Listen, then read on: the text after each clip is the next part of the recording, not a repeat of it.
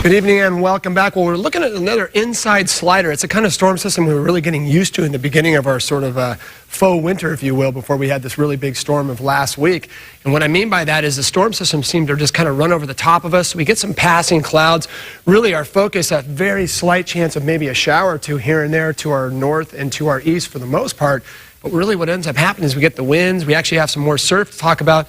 And then as those winds begin to turn more northerly and then more northeasterly over the next couple of days, we look at a warming trend. So there's the satellite and the radar. You'll notice there's a few radar echoes returning here and there, but again, most of it's staying to our north and east over the Sierras, actually, with any real returns on the radar. And we'll just probably likely see some passing clouds from time to time, especially on the northern slopes of the mountains. And there's the wind advisory. It's virtually all of central and southern California, minus those areas that are kind of blocked by the mountains.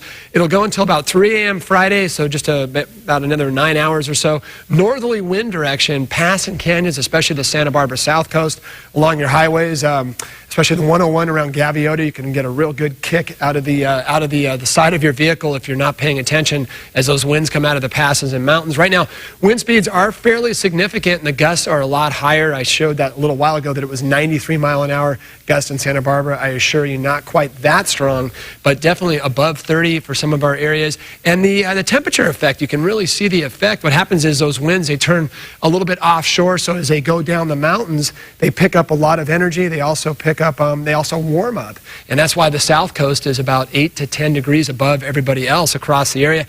High pressure holding firm over our region, but these areas of low pressure are going to continue to run over the top of us. So as we watch the clouds pass through, we'll continue to see some winds over the next several days, probably at advisory level from time to time here in Santa Barbara, and as well other portions you can see there tomorrow. Temperatures into the 70s, so a lot of areas are going to warm up, although I'll put Santa Barbara actually cooling down from where you were today. You hit 80. Tomorrow probably into the mid-70s only, but other areas tomorrow will likely go into the 60s, high 60s and 70s as we get those winds turning more northeasterly. A lot of areas by the weekend are expected to go into the mid-70s and even maybe an 80 out there as we head into that 7-day forecast. So really a nice forecast sun-wise, and there's your swell for tomorrow. Expected to pick up out of the west, and we have some wind energy out there, so there is a surf advisory, and that goes for most of the coast except for the south coast of Santa Barbara, even though the waves will still be a little bigger than normal there.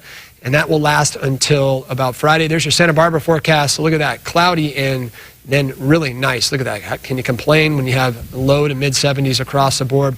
Another storm system does knock on the door, and that would be likely Sunday, Monday, and Tuesday, but it looks again to stay pretty much out of our region, and that means to the north of Point Conception and up above San Luis Obispo County. So that's what we're going to be dealing with the next couple of days. Really can't complain, but I would love to have seen a follow-up to the storm we had recently, maybe just a couple more, but it looks like it's going to be a dry forecast. Oh, all right. At least we have the weekend to clean up. That's right. So, all right, Sean, thank you. Well, Morro Bay